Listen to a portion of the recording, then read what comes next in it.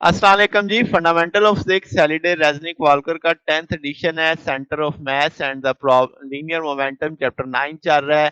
Problem number 7 है। हमें एक अमोनिया का मॉलिक्यूल दिखाया जा रहा है NH3 जिसे हम बोलते हैं। हाइड्रोजन एटम आपकी एक इक्विलेटरल ट्रायंगल बना रहे हैं जो आप देख सकते हैं।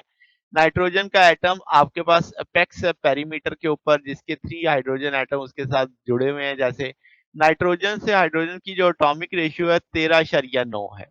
ठीक है, नाइट्रोजन हाइड्रोजन का जो डिस्टेंस है एल, ये वाला एल दिया गया है, तो वो आपके पास 10.14 10⁻11 मीटर है। ठीक है, अब क्या जनाब, वो कहता है एक्स और वाई कोऑर्डिनेट बताओ centre of mass of molecule, molecule के जो सेंटर ऑफ मास बनेगा उसके एक्स और वाई कोऑर्डिनेट्स बताने हैं।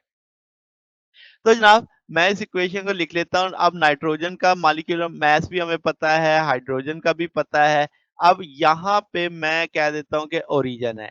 अब आप देख सकते हो ये एक्स एक्सिस बन जाएगा, तो ये सारे का सारा वाई एक्सिस बन जाएगा। यहाँ पे सेंटर ऑफ मास होना चाहिए। इस साइड को मैं एल कह देता हूँ, ये साइड बड़ा एल है, ये साइड डी है। तो आप देखो तो एक ट्राइंगल सी बन रही है। तो ये आपका हाइपोटेन्यूज होगा, ये बेस होगी, ये परपेंडिकुलर होगा। तो मैं क्या करता हूँ कि आपके पास सिमेट्री की वजह से हमें पता लग गया कि आपका जो सारे का सारा यानी सेंटर ऑफ मास है वो वाई एक्सिस के ऊपर ही आएगा, एक्स एक्सिस पे नहीं आएगा। ओके हो गया। अब जो एल डिस्टेंस है वो नाइट्रोजन एटम का डिस्टेंस है उस प्लेन से जिस प्लेन में तीनों हाइड्रोजनें पड़ी हैं। ठीक है, अब वो कितना दूर है एल, तो वो हम देख ट्रायंगल के रूल से निकाल लेंगे। तो ये आपके पास 3.083 10⁻11 आएगा।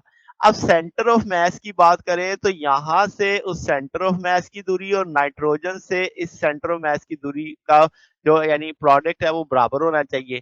तो 3 कॉम 3 हाइड्रोजनों का यहां से जो सेंटर ऑफ मास की दूरी है वो वाई कॉम आ गया। फिर इसी तरीके से नाइट्रोजन का वो है टोटल एल में से हम वाई को हम माइनस कर देंगे तो वो दूरी बच जाएगी उसकी, जिसे हम उसकी एक्स बोल देंगे।